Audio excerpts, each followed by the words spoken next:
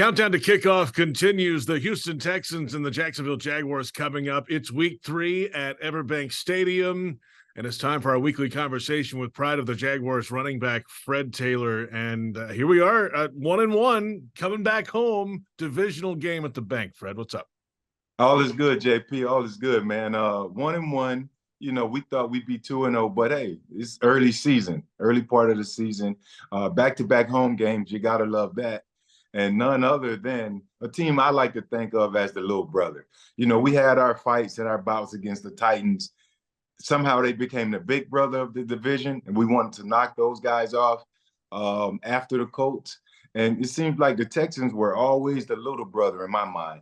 And it would upset me so much because when they beat us, I felt like they didn't deserve it. But they became a good team. And, you know, a year ago, the last couple of years, they had fallen off. But I think they've done some good moves in the drafts, which will make them, you know, a team a very competitive team going forward. So Jacksonville is going to have to get out there and really give it their all. I wouldn't overlook this team.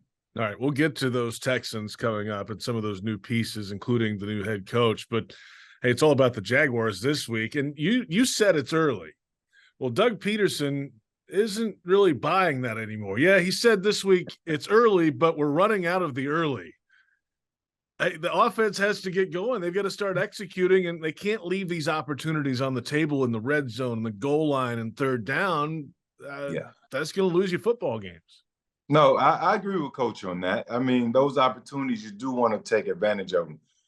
Naturally, it is early. I don't agree with him on that part of it. We're only on week 3 now. It's 17 weeks or 18 weeks in the season, 17 games. So, I mean, in that sense, it's early. But, you know, he sees it every day. He knows what his team is capable of, and the sense of urgency is there for him, and he wants his players to match that. You know, match it with execution, taking advantage of those opportunities. First and goal at the 1, you got to punch it in. You know, analytics are going to say you're supposed to score X amount of percent of the times. I don't know that number, but you're not supposed to lose 3 yards on first down when you're at the 1. So plays like that, plays like the play calling plays at the 50, you know, 4th and 5 at the 50, you live by it, you die by it. I mean, the percentages are low on that, in my opinion. But you have to take advantage of those opportunities that are directly in front of you. And having the ball on the 1 is one of those opportunities. Having the ball in the red zone and not coming away with touchdowns, 0 for 3 in the red zone, that's a bad sign. So he wants those guys to capitalize and take advantage of those opportunities. So if you see that and build confidence now, later on in the season, when it's more grueling, when the injuries mount, you might not have your entire roster together. You have to, you know, replace guys with the backups. It gets tougher. The NFL is only going to get tougher. So I understand him in a certain sense. And on the other sense, I also understand him, but naturally it is early. And also defending coach, they should take advantage of those opportunities. Fred Taylor with us. What was a little concerning was that, you know, he said the Jaguars didn't really practice that well going into week number 2. They didn't have the cleanest practices. They were just a little off, and it carried over into the game, obviously. So how concerning is that? And you got to nip that in the bud right now. I mean, it's week 3, and you got to get this team back to focus and doing things the right way during the week. You know, hindsight is a beautiful, man, it's such a beautiful thing. If I can go back and redo, you know, part of my career where I mounted my injuries, you know, I would know exactly what to do. And it's like that second golf shot, right? That's a beautiful thing as well. Looking back at it, he can go back and assess it and say, oh, you know what? We didn't have the best week. It's easier to do that after a loss. Sometimes after a win, you kind of sweep it under the bud and keep it to yourself, or sweep it under the rug, I'm sorry, and keep it to yourself. But you go back out there and you push your team. You try and get them to refocus. And maybe in their mind, they didn't think they had a bad practice. But thankfully, he recognized it. It's one of those things he can hold a grasp of right now. And going forward, this is how we have to prepare. This is how we have to practice. And they got to see if the team is going to respond. Fred Taylor with us, proud of the Jaguars running back. The defense is playing well. They're not, Yes. they're tied for second in the league in takeaways so far. They're still not really getting to the quarterback a whole lot. They've had two mobile style quarterbacks the first couple of weeks as part of it. But they're playing good defense, good team defense, good winning team defense is big. If they can just keep that up and then maybe build upon that with some of these impact plays on the quarterback, then you got something.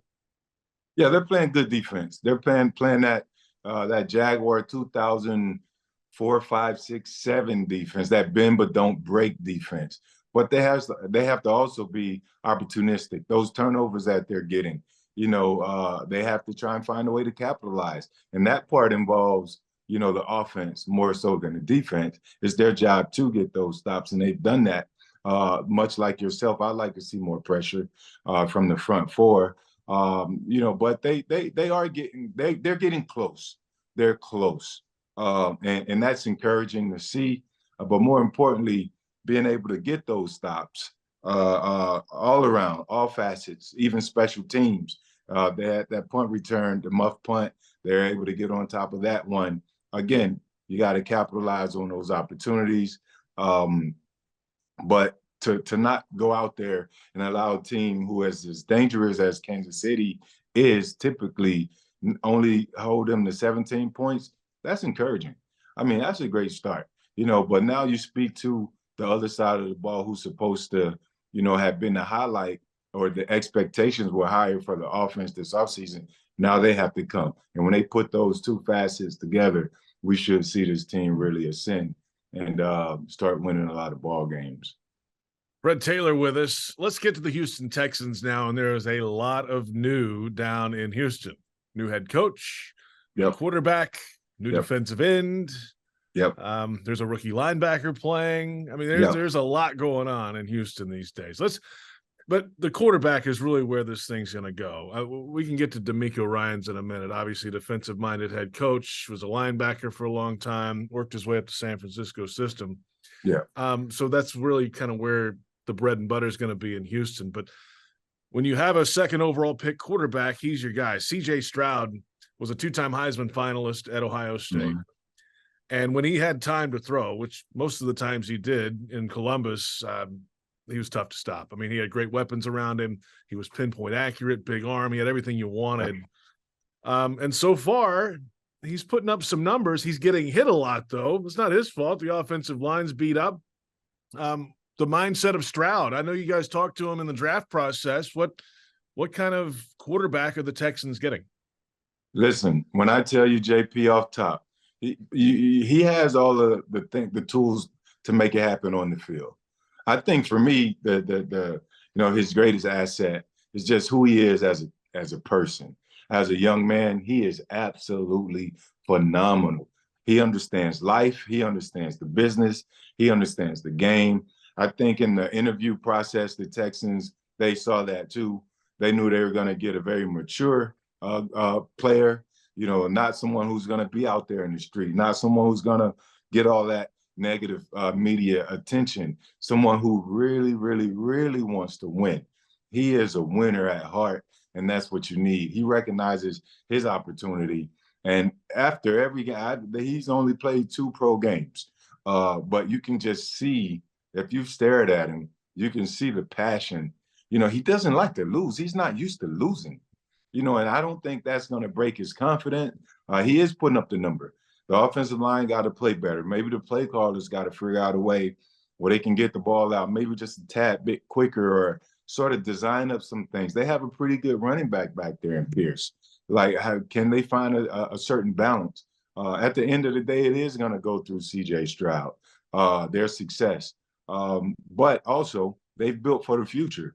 I think they're going to have a very good defense in the next 2 or 3 years with the caliber of players that they brought. I think if they create a certain balance with a certain group of bringing in some veteran guys, some true leadership, it'll help that team get better in a heartbeat.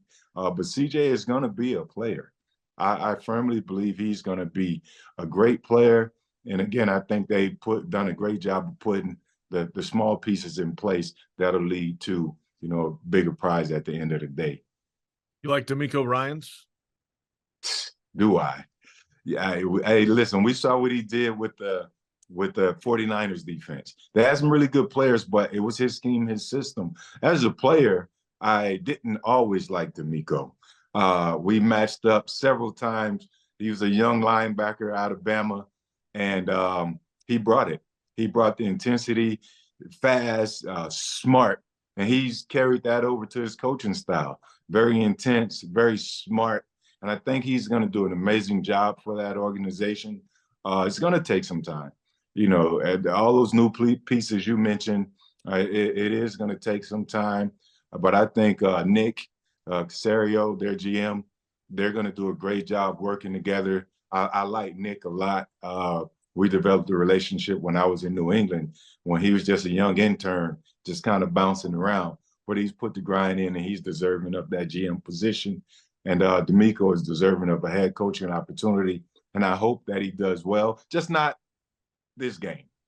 Do great, coach, but versus the Jags, do great, but lose. That's okay. But I'm expecting a good game. This isn't going to be a pushover game. At some point, the Texans are going to win. I just hope it's not this game. D'Amico Ryan's the pride of Jess Lanier High School in Bessemer, Alabama. That school's no longer, by the way, but wow. worked his way up in coaching, and now getting his opportunity in Houston.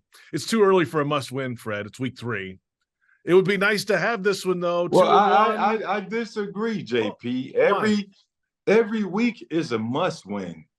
Like you want to win those games. Like, yeah, we said it's early, but that doesn't mean you kind of lay off the gas. It doesn't mean you don't have that sense of urgency. It doesn't mean it's okay.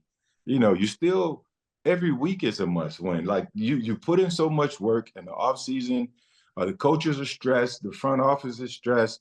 You're building a roster. You got to make these hard decisions, make cuts, all to just go out there and say, well, we win today. It's okay. No, it doesn't work that way. It's a must win. Now there are must wins later in the season, but I like to think of these games as must wins because you got division involved, you got tiebreakers involved, you got points per game tiebreakers, you got the playoff. Like, it's so much stuff that when you look back, you're like, man, if we had just done this week. But no, if you have that must win, that extreme sense of urgency mentality each and every week, starting with practice, then you give yourself an opportunity to be successful. So for me, it's a must win each week. And it's not going to always work that way, but at least if you have that mindset, you shouldn't have any letdowns. Mentally, you shouldn't have mental letdowns, knowing you went out there with an extreme approach and you gave it your all. Great answer, Fred. Will we see you in London next week? Of course.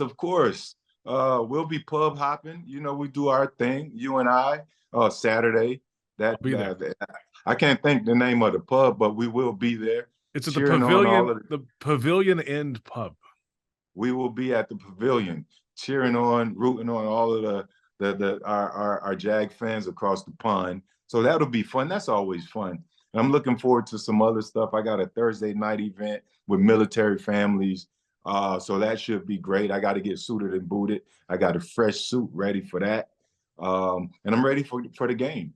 Ready to see the Falcons, ready to see Bijan in person. He's a great player. He's showing that he has a lot of potential. So yeah, looking forward to the London trip. The always bespoke Fred Taylor joining us on Countdown to Kickoff. We'll talk to you again next week. Looking forward to it, JP. See you in a minute.